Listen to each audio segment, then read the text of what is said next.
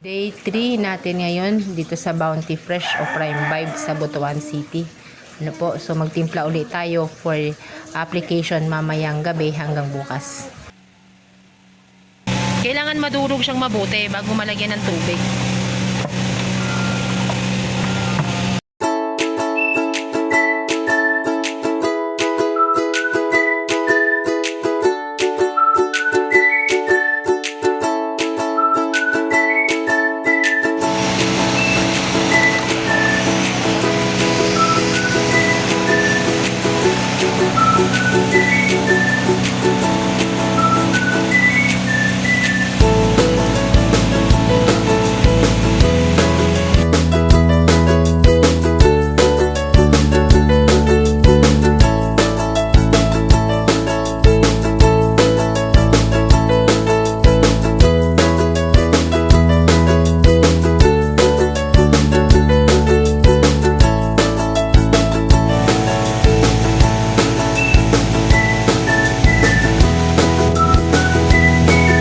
Guys, habang si Ricky Brown ay nagbibigay na instruction kay Sir Ken. Si Sir Ken guys, yan po yung chemist dyan, no? So, siya po yung in charge.